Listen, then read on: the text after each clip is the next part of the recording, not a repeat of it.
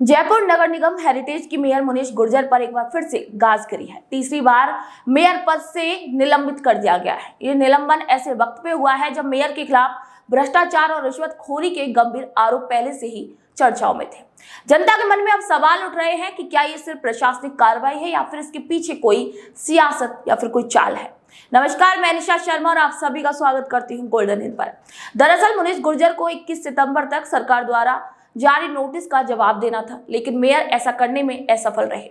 इससे पहले भी मुनीश गुर्जर को 11 सितंबर को नोटिस जारी किया गया था, जिसका गुर्जर ने अपने वकील के जरिए जवाब भेज दिया। जब दूसरी बार 18 सितंबर को 3 दिन के अंदर मेयर से जवाब मांगा गया, तब भी मुनीश गुर्जर की ओर से कोई भी प्रतिक्रिया सामने नहीं आई। इस बार समय सीमा खत्म होने के बाद राज्य सरकार ने कानूनी विशेषज्ञों की राय लेकर मेयर को निलंबित कर दिया। आपको बता दें कि ये पहला मौका नहीं है। इससे पहले भी मुनीश गुर्जर को 5 अगस्त 2023 और 26 सितंबर 2023 को गहलोत सरकार ने निलंबित किया था। निलंबित होने के दोनों बार मेयर ने हाई कोर्ट का दरवाजा खटखटाया और राहत पाकर फिर से मेयर की कुर्सी पर बैठ गए। लेकिन इस बार सवाल है कि इस बार मेयर का क्या होगा। क्या मेयर फिर से कानून की शरण में जाकर कुर्सी पर वापस लौटेगी या इस बार निलंबन उनका अंतिम अध्याय साबित होगा।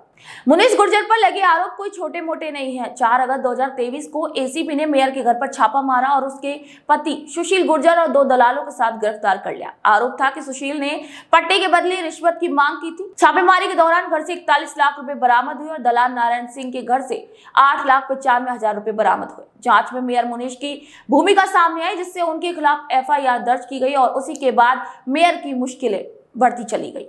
मुनीश गुर्जर के लगातार निलंबनों ने जनता के बीच भी सवाल खड़े कर दिए हैं कि क्या ये भ्रष्टाचार की सच्चाई है जिसे सरकार उजागर कर रही है या फिर ये सिर्फ सियासी बदले की एक भावना से प्रेरित कार्रवाई है। क्योंकि उनके 12 कोर्ट से राहत पाकर फिर से मेयर बनने से जनता का विश्वास काफी डगमगा गया है। लोगों को ये समझ नहीं आ रहा है कि आखिर सच्चाई है क्या हर बार निलंबन होना फिर कोर्ट से राहत ये सवाल खड़ा करता है कि क्या न्यायालय के आदेशों का इस्तेमाल केवल कुर्सी बचाने के लिए ही किया जा रहा है। आपको बता दें कि अब मुनीश गुर्जर ने कोर्ट से बहस के लिए समय मांगा है और 2 हफ्ते के बाद सुनवाई होनी है। तो क्या फिर से मेयर हाई कोर्ट का दरवाजा खटखटाएगी और फिर से कुर्सी पर बैठने की कोशिश करेगी? ये सवाल है, क्योंकि बार बार निलंबन होकर कुर्सी पर बैठ जाना ये कहां तक जायज है। क्या भ्रष्टाचार और सत्ता का खेल आम जनता के भरोसे पर अब भारी पड़ रहा है?